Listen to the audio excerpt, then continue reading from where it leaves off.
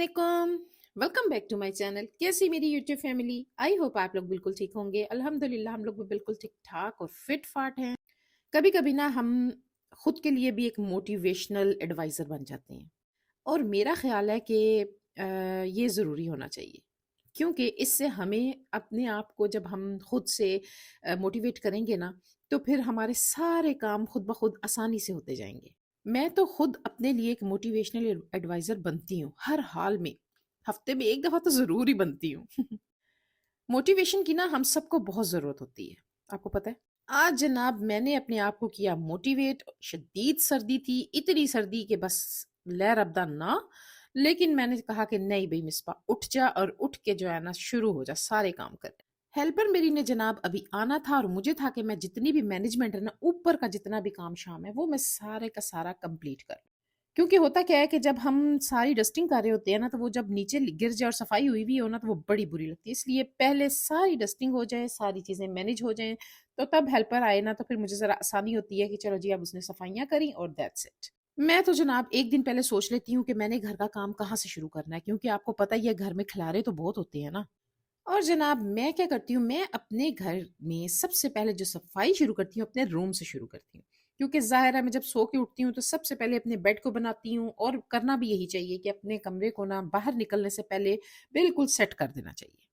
क्योंकि जब हम बाहर निकल आते हैं ना, किचन में इधर-उधर चले जाते हैं, तो कमरा जैसे का तैसा पड़ा रह जाता है।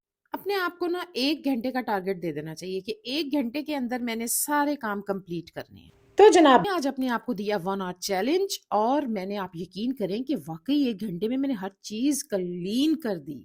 घर नीट और क्लीन होना तो वैसे ही उसमें बैठने का, और ख़ासकर सर्दियों में बड़ा मज़ा आता है। कोज़ी-कोज़ी होम बड़ा अच्छा लगता है। अच्छा, डाइनिंग रूम जो है ना हमारा, ड्राइंग और डाइनिंग, ये मैं तकरीबन 3-4 दिन बाद जाके साफ़ करवाती हूँ, क्योंकि वहाँ पे डस्ट नहीं आती। वो किचन की बैक साइड पे है तो वहाँ पे डस्ट बहुत कम आती है।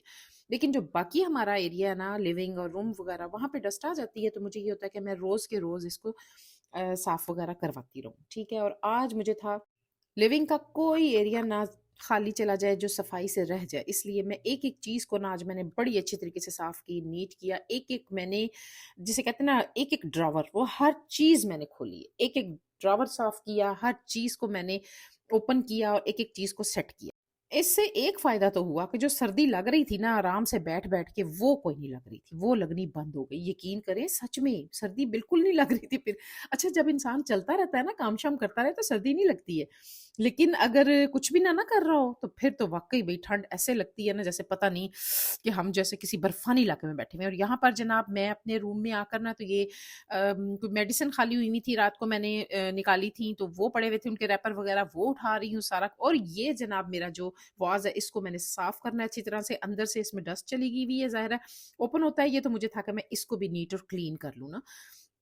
क्योंकि इससे ये है कि ज़रा ब्लैक कलर का है, तो इसपे डस्ट ज़रा-सी भी हो ना तो बुरी लगती है। तो मुझे था कि मैं इसको अच्छी तरह से धो लेती हूँ, धो के खुश्क कर लूँगी, उसके बाद जनाब इसको रखूँगी मैं अपनी जगह पे। कहते हैं कि एक औरत की नफ़ासत का अगर अंदाज़ा लगाना है ना, तो उसके किचन और बाथरूम से लगाया जा सकता है। ये बात मैंने ना बहुत पहले सुनी थी, और मैं तो इसके ऊपर इतनी ज़्यादा सोच विचार करती हूँ ना, मैं कहती हूँ नहीं भई वाक़ई ये किसी ने सच ही कहा है।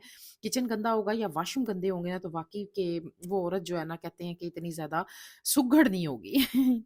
अब पता नहीं ये बात कहाँ तक सच है, ये तो मुझे नहीं पता, लेकिन मैंने अपने आप को यहाँ पे ना इस बात को सोच-सोच के अपने आप को सेट कर लिया कि नहीं भई, किचन और वॉशरूम तो साफ़ होना ज़रूरी है। वैसे तो हम पूरे घर को ही साफ़ करने की कोशिश करते हैं, लेकिन ये 2 चीज़ें जो है ना, नीट होना बहुत ज़रूरी है।